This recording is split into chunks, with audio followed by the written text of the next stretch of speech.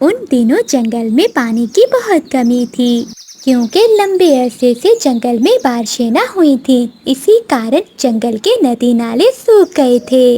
मिठू और कबूतर भी बैठे हुए थे, वो बहुत प्यासे थे। मिठू, कल तो मुझे पास वाली नदी से थोड़ा पानी मिल गया था, लेकिन आज तो वहाँ भी कुछ नहीं। जो थोड़ा बहुत पानी था वो भी आज खत्म हो गया है। कबूतर भैया, हमें चिड़िया के पास जाना चाहिए, क्योंकि उसके पास हर मुसीबत का हल होता है। और ऐसा भी तो हो सकता है कि उसके पास बारिशों का पानी जमा हो और हमें पीने के लिए पानी मिल जाए।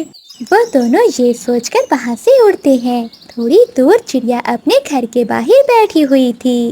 वो दोनों चिड़िया के पास जाते हैं। क्या हुआ मिठू और कबूतर भैया, आप दोनों इतने परेशान क्यों हैं? क्या प्यास तो नहीं लगी हुई?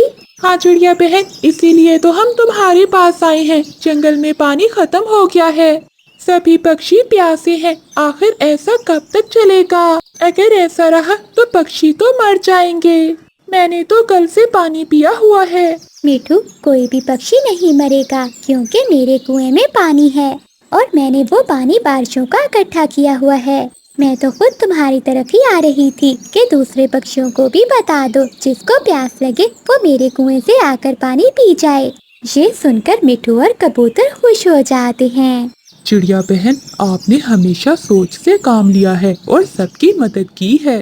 मैं जंगल के सभी पक्षियों को आज ही बता देता हूँ, वो सब बहुत खुश होंगे। फिर मिठू तोता और कबूतर वहाँ से जाते हैं और वो सभी पक्षियों को इकट्ठा कर कर चिड़िया के कुएं के पास आते हैं। पक्षियों, जैसे कि तुम सब जानते हो, इस समय जंगल के सभी नदी नाले सूख चुके हैं और पानी खत्म हो गया है। ऐसे समय में हमारी बहन चिड़िया ने अपने कुएं में से हमें पीने के लिए पानी दिया है।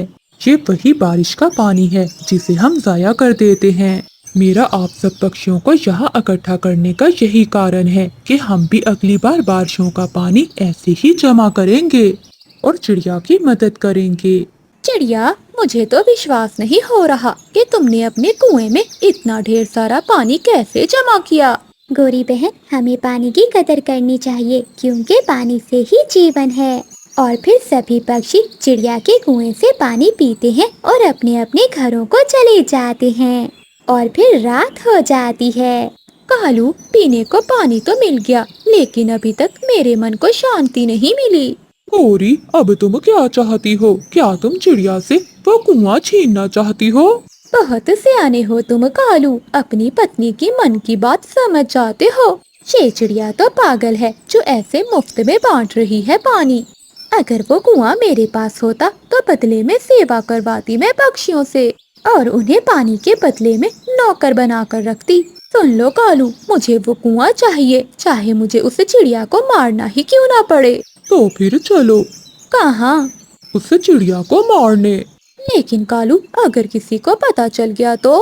गौरी, ऐसी काली रात में भला कौन देख रहा है? तुम चलो, बाकी का काम मुझ पर छोड़ दो। फिर वो दोनों पति पत्नी चिड़िया के घर की ओर चले जाते हैं। वो चिड़िया के दरवाजे पर दस्तक देते हैं। कौन कौन है इस समय? चिड़िया बहन, मैं हूँ तुम्हारा भैया कालू और तुम्हारी बहन गौरी। हमें इस समय प्यास लग गई थी, क्या पानी पड़ा है घर में? नहीं कालू भैया, घर में तो नहीं है, लेकिन मैं कुएं से निकाल देती हूँ अगर ज्यादा प्यास लगी हुई है तो। हाँ चिड़िया बहन, बहुत प्यास लगी हुई है मुझे। अच्छा, तो मैं अभी आती हूँ। फिर रानू चिड़िया अपने घर से बाहर आती है। फिर वो तीनों कुएं पर चले जाते हैं। रानू चिड़िया जैसे ही कुएं से पानी निकालने के लिए बाल्टी उठाती है तो कालू कौवा पीछे से चिड़िया को कुएं में धक्का दे देता है। कालू और कोरी, ये तुमने क्या किया? मुझे कुएं में धक्का क्यों दे दिया? इसलिए कि छोटी चिड़िया, तुम अच्छे से मर सको, फिर ही ये कुआं हमारा होगा। दुष्ट कौवो, मुझे बाहर निकालो, मेरा सांस घुट रहा है। कालू जी, अब ये रात रात में मर जाएगी और फिर सुबह से ये कुआं होगा हमारा। चलो गौरी, अब अपने घर चलते हैं। फिर वो पति पत्नी अपने घर की ओर लौट जाते हैं। बचाओ, कोई है, मुझे बचाओ, जालिम कौवों ने मुझे मेरे ही कुएं में धक्का दे दिया है। रानू चिड़िया ऐसे चिल्लाती रहती है, लेकिन पास में कोई होता तो चिड़िया की मदद के लिए आता। वो बुलबुल यात्री थी और उसे दूसरे जंगल जाना था। वो कबूतर के पास रुकती है। कबूतर कबूतर भैया, मैं जानती हूँ कि रात का समय है, लेकिन मैं प्यासी हूँ। क्या तुम मुझे थोड़ा पानी दे सकते हो? मुझे एक यात्री पक्षी की मदद करके बहुत अच्छा लगेगा, लेकिन हमारे घर में पानी की बहुत कमी है। आपको मेरे साथ चलना होगा। हम सब पक्षी पानी चिड़िया के कुएं से ही पीते हैं। मेरे पास समय थोड़ा है। क्या ज्यादा दूर तो नहीं है वो कुआं? नहीं नहीं, पास में ही है। चलो मैं तुम्हारे साथ चलता हूँ। फिर वो दोनों चिड़िया के घर की ओर जाते हैं। कबूतर चिड़िया के घर के दरवाजे पर दस्तक देता है, लेकिन कोई भी आवाज नहीं आती। लगता है चिड़िया कुएं पर ही होगी। चलो बुलबुल। फिर कबूतर बुलबुल को लेकर कुएं पर जाता है। जैसे ही कबूतर कुएं में झांक कर देखता है तो वहाँ चिड़िया बेहोश पड़ी थी। अरे, ये चिड़िया कुएं में कैसे? बुलबुल, हमें चिड़िया को बाहर निकालना होगा। फिर कबूतर पानी वाली बाल्टी में बैठकर कुएं में उतरता है और बुलबुल रस्सी की मदद से उन्हें बाहर खींच लेती है। थोड़ी देर में चिड़िया को बाहर की ताज़ा हवा मिलने पर वो होश में आ जाती है। चिड़िया बहन, ये सब कैसे हुआ? तुम कुएं में कैसे गिर गई?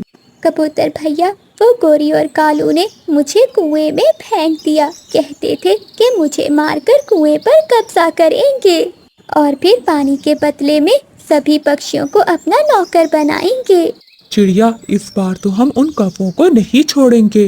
बुलबुल वहाँ से पानी पीती है और उन्हें धन्यवाद करके वहाँ से चली जाती है।